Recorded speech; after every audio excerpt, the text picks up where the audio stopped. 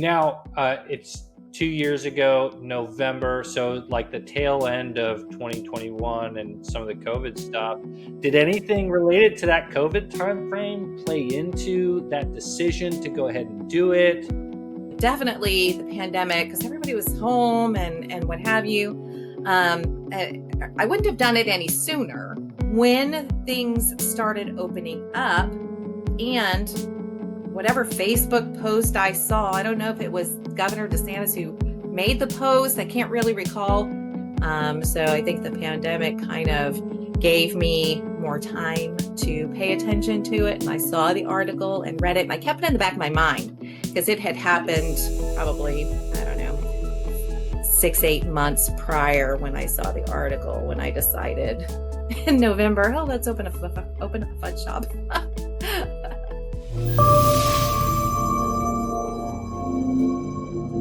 Hey, welcome to the Orlando Podcast. Hello and welcome to another episode of the Orlando Podcast. I'm your host, Tyler Gibson, and with me today I have Brenda Labattaglia. Very good. I believe Very good. Announced that correctly. So, Linda, thank you so much for being here with us today. We'll go ahead and start off the same way we always do. So tell me, why do you do what you do? Gosh. There's probably a couple of different reasons why I do what I do, but I think the bottom line of it all is my family, my daughters and my grandchildren. They've always encouraged me, at least my daughters have always encouraged me to open up a fudge shop because they have gotten to enjoy fudge for the last 40 odd years. And then, of course, now my grandchildren get to enjoy that. And, so I told them the other day I'm building them a fudge empire to leave them as a legacy. So sounds like sticky business. Can sorry, be. I couldn't help myself. It can be a little sticky. Yeah. So, well, that's really, really cool. So, what is the name of the fudge shop? Meem's Fudge Shop. Meem's Fudge Shop. Fudge Is Shop. Meem's a nickname for you or a nickname for somebody else? So it is a nickname for me. Okay. But I called my grandmother Mimi, Meme. And then when, of course, my oldest grandson was born, he's almost 15. They get to choose what they're going to call their grandparents, right? And so it was going to be Mimi, Mimi. And then at some point, he was a toddler. We're playing with Legos on the floor. I must have been babysitting or something. Or just hanging out with them. I don't know. He looked up at me and he said, "You know what, Memes? You're too cool to be Mimi. So we're going to start calling you Memes from now on." And it's sort of stuck because everybody calls me that now in the family. Okay. Very cool. So Yeah. Meem's Fudge Shop. Do you guys have a storefront? Are you based out of your home? Where are you guys located? Yeah, so we don't have a storefront yet, but I do have an announcement, I guess. I've been telling the whole world. But so out of the home right now, I'm associated with the commissary kitchen in Eustis, because I can put my fudge in retail shops. I also have a food truck permit, so it allows me to do vendor markets and different things like that. But the next order of my business, the next level, is I have just taken receipt of a custom enclosed trailer that I'll be able to start vending out of. So I'll be able to food truck on the weekends and in some evenings, because I do still work a day job. So everything's nights and weekends right now for the shop. So yeah. Very cool. So I heard you say you still work a day job. I actually find that fascinating because I started my business certainly as a side hustle. So what do you do for your day job? Yeah, so I work for the marketing department for a healthcare system in the Central Florida area. Mm-hmm. Very cool. Yeah. So I find it fascinating when I see people starting businesses when they have a full-time job, because I did the same thing. So talk to me. You said that your daughters and grandchildren encouraged you to do this. Why finally do it? What was that tipping point where you decided, okay, I'm going to go ahead and Yeah, so Yeah, so there's a couple of things that kind of pushed me towards doing that. Firstly, I wanted to still be young enough and come out of my corporate job. This November, I'll have been with them for 25 years. And I felt like when I got to the retirement age, I needed to have something else to do. Hmm. Um, and so that, so that's one thing. I didn't want to just, get to retirement and have, then what? I'm not a sit on my behind kind of girl Sure. at all. So, so that was one part of it. The second part of it was that a couple of years ago, the governor kind of made it a little bit easier for the cottage food industry to start home businesses. And fudge is one of those food products that fits within the cottage food industry. So you can cook it out of your home and what have you, and then go out to markets and sell it. And so when he opened up the parameters for that, how high, what your sales could be, some of the permitting, he released some of those permitting fees, and within all of the municipalities, he kind of took some of that away. So it made it easier for us to get into business. Sure. And so that, coupled with the fact that they've always encouraged me to open up a fudge business, all of those factors kind of played into 2 years ago, November, I decided, okay, it's time. Let's do fudge. Okay. So Very cool. yeah, yeah. Now, it's 2 years ago, November, so like the tail end of 2021 and some of the COVID Hmm. stuff. Did Yeah, anything related to that COVID timeframe play into that decision to go ahead and do it? And yeah. I guess I have another question. Were you paying attention to the cottage food industry regulations, or did somebody say, hey, they made it easier? Hey, before we go any further, if you're enjoying this content, please like and subscribe so you can help us get the word out about these amazing people and businesses here in the Orlando area. Don't miss out on upcoming episodes and help out the show. Now let's get back to it. That that's kind of weird because rarely am I on social media, Uh huh. um, but I happen to have been scrolling social media way before I even thought about, or even I hadn't decided on a time frame whether or not I was going to open this. But to answer your first question, definitely the pandemic, because everybody was home and what have you.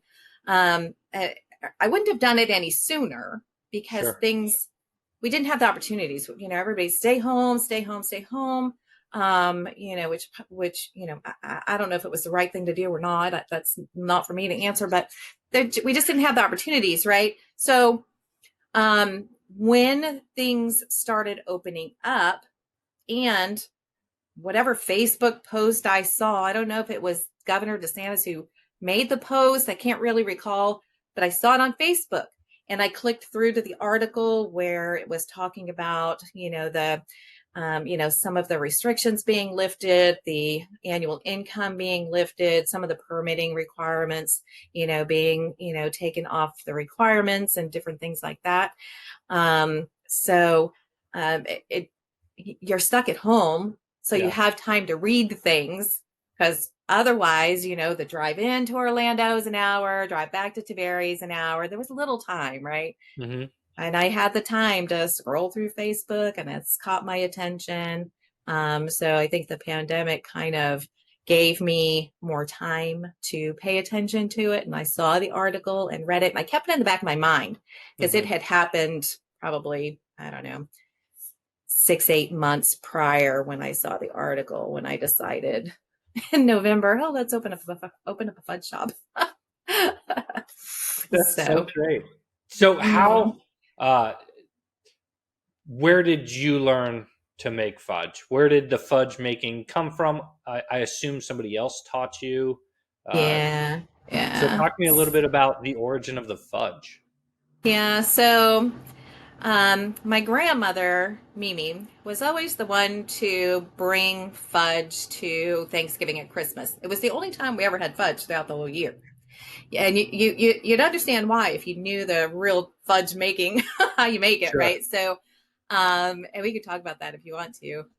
But so when I was 9, it was time for, my grandmother to pass it along to somebody else because, she was getting up there in age too. So she thought, well, if somebody's going to keep bringing fudge to the family gatherings, we need to teach somebody. And we actually lived next door to one another. So I got that opportunity to spend some time with her in the kitchen while she was making fudge for probably Thanksgiving. I don't know, Thanksgiving or Christmas. And it was her panucci fudge, which was a butterscotch flavor. And it was the first fudge flavor that I ever made. And she always had like chocolate and peanut butter, the classic flavors that she would bring. But butterscotch was the one. You know how more mature women, they always have butterscotch candies in their pockets for their kids, for their grandkids. Oh, yes. My grandmother. Always. You probably have that memory, right? Always. Uh-huh. So I'm fudge to hungry. me is, Here. Have a fudge candy. to me is like a memory maker, right? Because you're hanging it because it's a process. Yeah. It's a process. I learned when I was 9, which is a lot of years ago because I have a 41-year-old daughter. So you can imagine it's been a lot of years. Well, she passed, and it then became my job to bring, because they would say, you have to bring fudge to Thanksgiving and Christmas. Don't bring anything else. Ask any of my siblings today. I have 4 brothers. What do you want me to bring to whatever? Fudge. Just fudge. I can only bring fudge to our family gatherings. That's all. Well, now it started to become, what flavor? What flavor can you bring? Okay. And now I have a whole list. I have a whole list of different flavors. It's grown, obviously, since I first started, but that's how a lot of years ago is how I got started with my grandmother, right at her elbow. That's so much fun. Yeah. To take that legacy of fudge and then that family tradition of bringing it to all the events and turning it into an opportunity for yourself and Yeah. how fun for your daughters and grandchildren to encourage you to embark on that. So talk to me a little bit about what it was like launching the business for the first time. Any unique struggles that you faced as you started? Where did you go to start making your first few sales? So there's a few kind of farmer market, vendor market hostesses out here in kind of the Golden Triangle area Mm-hmm. that I started connecting with via Facebook.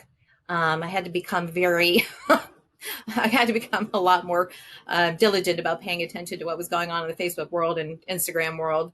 And so I was able to connect with a few of these ladies who host different markets out here in the Lake County area. So connected with them, got myself registered to do markets, and then of course embarked on making the few flavors that I knew to make, the chocolate and the chocolate peanut butter, those classic flavors that everybody remembers growing up with.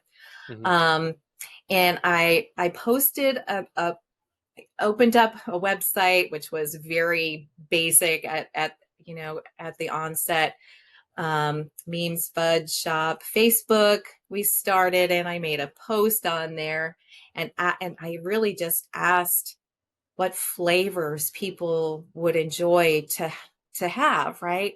And it was so amazing, the outpouring of support from all of my friends, that Sure. my colleagues at work and family and people that I know. And they were just so excited that I was going to, because most of them have had some of my fudge throughout the years for something. I would bring it to work or, Mm-hmm. something. They've all had it. And they were also encouraging, and they gave me all sorts of ideas about what fudge flavors I should put on the list to figure out how to make and different things like that. The challenge was going to be, and was early on, was how I was going to package it. I had to figure out how to be different from those fudge shops that you see when you go to, Mackinac Island, the Jersey Shore, and all of these different places Sure. that have fudge shops that they're known for their recipes. And you walk out with this big chunk of fudge, whatever flavor, and a little knife, and it's all packaged in one, and you want to share it with your group, right? Because you don't want to eat the whole thing all by yourself. You Sure. want to share it.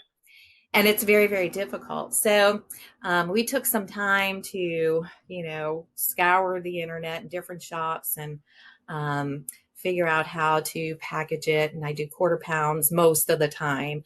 I do have half pound packaging, but most of the time it's quarter pound.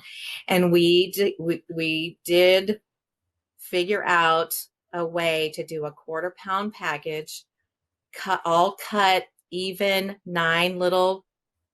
They're kind of square, Sure. a little bit off, not quite rectangle, but not quite square, in resealable packaging.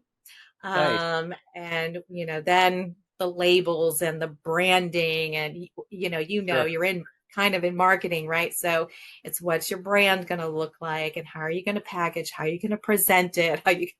Those were those early challenges, trying to launch before like the fudge season started in November because Thanksgiving is like big fudge Right. season, Yeah, right? yeah, yeah. So, No, that makes a lot of sense. So tell me a little bit about what were some of the tools or resources you used to figure out how to overcome those early challenges of how am I going to package it? What is my branding and marketing going to look like? Were there any specific resources you used to help you navigate that, or what did you tell yourself to instead of just go, oh man, this is a lot of work? Go, I can figure this out. I'm the I can figure it out kind of girl. Great. I never say I'm not that person. If once I put my mind to something, it's kind of like one of those. All right, maybe I wasn't going to make it to November, and we had a packaging prior to what I've got now, right? Got it. But my guy Joe, he he's that person. If you tell him, hey, I want to do, he goes and figures it out and he sits and mulls on it and he scours the internet and he comes from his story is a whole different story, but his family, they just, they built engines and tractors and stuff. So he just knew that no matter whatever problem I presented to him with regard to the fudge business, he would sit and I never even had to say one iota of another word. I knew he was working on it. He was working it on, and then we'd chat about it a little bit. I'd give feedback about, okay, here's the process. He'd go back and mull it over again. And it's how we were able to get to where we are today with how it's, how I cook it is always the same way, but how it gets panned to get set, how I cut it. We created a device that I probably need to patent because it's, it allows me to cut my fudge all kind of even, leaving me a line that I can use for samples because you gotta let people try it and taste it. So it allows me even cuts of fudge, packages really nice, leaves me enough to give samples away, and all because of Joe, because he just has that mind to, I give him a problem, he figures it out for me. That's incredible. Does he do consulting work? I'm just kidding. I wish, right? Everybody needs a Joe for sure. I know. But in contrast to that, you also need somebody that'll go implement those ideas. So kudos to you for taking those ideas and actually implementing them into the business to get where you are today. So talk to me a little bit. It's been 2 years. How's business? Hey, before we go any further, if you're enjoying this content, please like and subscribe so you can help us get the word out about these amazing people and businesses here in the Orlando area. Don't miss out on upcoming episodes and help out the show. Now let's get back to it. Business is good. We've gotten to the point where, I continue to add markets to, not in the summer because Florida, I'll just leave it there. But I've got markets all scheduled out. It's mostly Fridays and Saturdays that I do markets. I actually, because of the permitting that I do have, I changed the permit from just a cottage food permit to a food truck permit and a permit which allows me to put my product in retail businesses. So I've got product in 2 retail businesses, one in Howie, one in Winter Garden. And, I'll be looking for more of those, Sure. here in the near future. And then because we do live in Florida, and being underneath a tent, and even though I had an ice system all working out to keep the fudge and samples cool, blessed heavens, it's just way too hot. So we had all to Joe. We worked it all out, and we actually had an enclosed trailer custom built to be able to fit within the space of and the confines of my carport, and how I would work, and how I would be able to pull into some of these markets. And it had to be small enough so that I didn't have to drive some 351-ton big honking truck, right? So we just kind of laid it out, over several days, talking through him, again, searching and scouring the internet for something that would pull something. We had to get that fine, even balance between a vehicle that I would feel comfortable driving around in on the regular, because it's, my everyday vehicle too. So I didn't need it to be like 2 miles per gallon, right? It needed to be efficient. And then we had the trailer built so that it could be small enough, but workable enough that I could pull it. And, Yeah. and we were able to accommodate that. We've got she's going to be cute when she's all done. She's just a tiny little thing. She's 5 foot by 8 foot with a little, awesome. She's got a pointy nose on it. And so that's my next step. And as often as I can, I'll take her out instead of setting up a tent and tables and all that kind of stuff, which means my market time, out in the market, it allows me a little bit extra months in the year. Sure. So that I can be out there marketing it. So, yep. Mm-hmm. That's awesome. Well, that's incredible to hear. And it sounds like you're doing a really good job. So long term, is this something you want to do full time? Is it going to be a side gig till you get to that, pension plan? I don't know what your retirement benefits look like, but kind of what's it look like in the next 5 years, do you think? Yeah. So, I don't know when this will air, or when or if my immediate boss will see it. She knows, of course, about the fudge business, and she says to me quite regularly, "I'm afraid your business is going to take off so much that you leave me." And I don't know that my fudge business can replace my salary, but Sure. it's definitely one of those things that the plan is to have a brick and mortar, and where that brick and mortar is, I don't know yet. But that is the plan, to be able to come out of corporate at some point in time. The government keeps pushing retirement year out way too far for my liking. I want it to be like in the next couple of years, Sure. not 10 years from now. But every time I work another year, they say, "Oh, for your full benefits, you got to work till you're 99." And I just can't handle that. Sure.